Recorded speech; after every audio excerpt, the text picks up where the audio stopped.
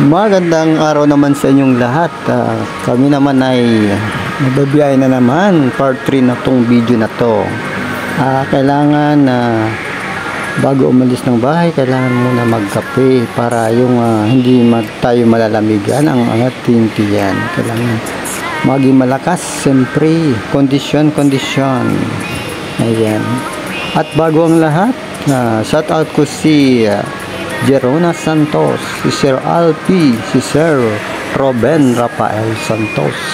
May channel din siya sa YouTube. Pa-support na lang po. Si Joeyski TV. At may channel din siya. Si Christopher Guillem. May channel din siya. Si Sir Mike, si Angel, at mga kasama namin sa trabaho, si Calvin, si Rick Fernandez Vlog. May channel din siya, pa-support din. Si Ray Gallardo. Sa to kayo lahat, mga friends. Si Lorito Riparep, shout out kita. Si Kuya Sator Roldan, shout out po kayo, Kuya Sator Roldan. Sa Bicol, aking nanay, ang aking mga kapatid sa Bicol. Kumusta po kayo dyan? Ingat po kayo, ingat po tayo. Kailangan po tayo sa umaga mag-i-exercise. Okay? Ako ngayon ay part 3 na to para kondisyon. Ayos.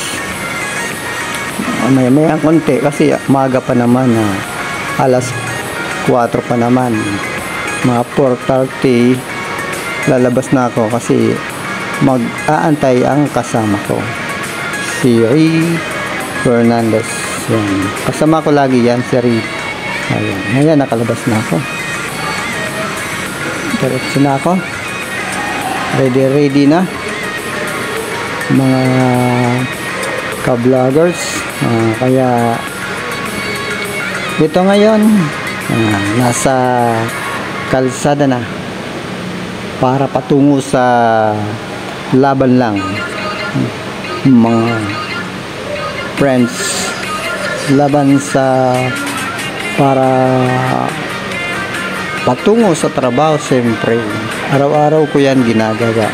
Dati naglalakad ako dati. Nilalakad ko lang yan maaga. Naabot ako ng 2 oras. 2 oras yan. Noon kasi ang hirap ang hirap lalo pag ginagawa yung kalsada namin sa Pasig. Ang hirap talaga. Ang haba ng traffic sobra. Kaya ang ginagawa ko, nilalakad ko na lang yan hanggang sa crossing. Sobra ka-traffic. Kaya kawawa talaga yung mga may motorista, saka yung mga nagbabiyahe, mga jeep. Para hindi na gumagalaw ang sasakyan. Lalo na paghapon kaya sobrang traffic. Buti naman sa ngayon ayos na. Medyo hindi na siya matraffic. Kaya yung mga maganda talaga pag pumapasok maaga. Kahit ang pasok mo ay alas 8, agahan na lang para kahit papaano doon na lang sa trabaho magpahinga. Yan ang kagandahan sa maagang pumapasok. Yan. Kaya maganda naman kahit papaano pag maaga. Kaya ako sa ganyan. Saludo ako. Ayan. Shoutout kayo mga sumusuporta sa akin, lalo na sa Facebook din, sa TikTok. Mayroon din akong TikTok. Mayroon din akong Facebook. Pero lagi ako dito sa YouTube, sa Alarma PH TV. Lagi akong nakatutok dito kasi alam mo naman, siyempre ito lang naman ang ating pagdating ng araw. Ito ay makakatulong din sa inyo at makakatulong sa akin din. Kaya support na lang. Kaya lagi kong paalaala, lagi kong ginagawa ang content ko kasi sa totoo lang ang aking trabaho. Basta importante, kahit ganun lang ang trabaho namin, marangal. Oo, ang ginagawa kasi namin yung mga paglilinis. Katulad noon, dati, ang ginagawa ko dati, sa ano kami dati sa SM. Tagal, umaabot kami inaabot ako doon ng 21 years sa SM. Ayos lang naman. Ganun talaga, kailangan talaga pagtiisan ng trabaho kasi alam mo naman, diyan natin kinukuha lahat-lahat ng pangangailangan. Kaya kailangan natin sumunod sa mga ipinag-uutos ng ating amo. Kailangan natin gawin lahat ng pinapagawa nila hanggang sa oras ng trabaho, hanggang sa matapos. Kaya yan lang natin, baka pagdating ng araw ay bigyan tayo ng isang magandang biyaya at dumarating lang yan sa atin kung papala rin tayo kung ano talagang binigay sa atin ng ating Panginoon. Kaya yung iba nga minsan na magugulat ka na nagkaroon sila ng sasakyan, nakakagulat talaga minsan kasi sa totoo lang, sa pagtsatsaga kasi yan. Pag magtsaga talaga may nilaga, sabi nila. Kaya kumilos na kumilos, maaga pa. Sa totoo lang, maganda talaga yung magtatrabaho. Sa totoo lang, yung bata pa kasi pag magkaedad ka na, marami ka nang matututunan. Marami ka nang malalaman. Tsaka hindi pa, sa totoo lang, pag nagtatrabaho ka, hindi ka magugutuman. Lahat na pag nagutom ka, basta may pera ka, mabibili mo talaga. Pero pag nasa bahay ka, ang hirap dun. Kasi kung ano lang nandun sa bahay, yun ang makakain mo. Pero pag sa trabaho ka, nagtatrabaho ka, lahat makakain mo dun. Nasa sayo lang naman kung magtitipid ka. Yan lang. Pero kung ano naman, iano naman yung pagkain, kailangan lalo pag overtime, kailangan mo talagang kumain ng marami. Siyempre parang kapital natin yung pagkain ng ating katawan. Kailangan natin alagaan ito. Kaya lagi natin isipin natin mabuti.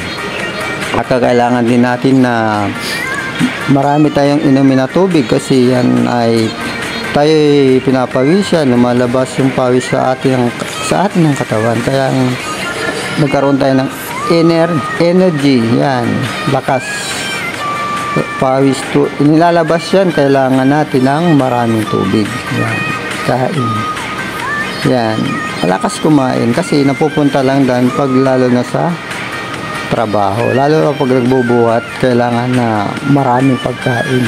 Siyempre para kahit papaano hindi mararamdaman yung mga bigat o mga ginagawa, hindi mararamdaman yun dahil sa lakas na at parang nababawasan din yung mga kinain, napunta doon sa lakas. Yan, kasi kung konti lang kinakain mo tapos maraming lakas na binubuhat mo, ay lalo kang hihina, wala kang lakas din. Kailangan nung lalo na pag mayroon kang vitamins. Yung vitamins ay isa rin na supplement na nakakatulong din sa ating katawan. Isa rin yan. Yung mga vitamins na pampalakas na yung mga katulad pag nagpupuyat, isa rin yun. Mga vitamins yan, yung pampalakas ng katawan, isa rin yan. Kaya kailangan din natin yan para sumusuportahan sa ating pangkalusugan na hindi tayo matatalo na hindi tayo magkakaroon ng sakit. Kaya kailangan natin ingatan ng ating katawan dahil yan namang ang ating kapital. Kaya maraming salamat sa pagsusuporta sa akin, God bless, at sa pagsuporta sa aking channel sa Alarma Pits TV. Yan po. Kaya pag napapanood po ninyo ang aking video, parang nakapunta na po kayo. Kasi sa totoo lang kasi lahat na nire-record dito yung lugar. Kasi kinukuha ko kasi ang views dito. Lugar na kung sa hindi pa niyo makikita na niyo. Kasi sa totoong buhay, naka-live talaga to, ni-upload ko lang siya. Naka-live at ni-upload ko talaga siya. Yan. Kaya kahit papaano, magiging kabisado na ninyo ang lugar na ito. Oo. Kaya kailangan mo talagang i-share at kahit pa paano, maalalaman nyo din ang lugar at ang maano nyo kung ano ba talaga ang lugar na to. So, sabi nga nila na mas maganda din sa bukid. Kasi sa bukid, maraming views din doon. Oo, nakikita ko rin yan pag nanonood din ako ng YouTube sa iba. Nakikita ko yung mga ginagawa nila, nagluluto sila, at kung ano-anong ginagawa nila doon, o kaya naliligo sila ng puti, kung ano-anong para magkaroon siya ng views. Ako naman, dito sa Manila, yan ang pag nag-ano sa motor, yan naantay ang ng ilaw signal bago umalis. Ganun pala ang at susunod sa trapiko. Yan. Saka sisibat, saka aalis na naman. Ganun ang pag-ano ng motor para iwas huli sa pulis. Yeah, maraming salamat. Ulitin ko, maraming salamat po sa inyo. Yan. And thank you din sa pagsusupport sa akin mga motorista. Yan. At lagi tayong gagabayan at lagi tayong magdadasal pag uwi, pag pasok. Yan. Para iwas tayo sa disgrasya. Okay mga guys, maraming salamat. Maraming salamat sa inyo. At next, ko naman, ang content ko ay ang pagtutulong naman sa kapwa. At pag katapos ko nito nagkaroon ako ng sahod sa YouTube. Ang content ko ang next ay pagtutulong naman sa kapwa para makabawi naman ako sa aking mga tumutulong sa akin. Yan lang po. Maraming salamat ulit.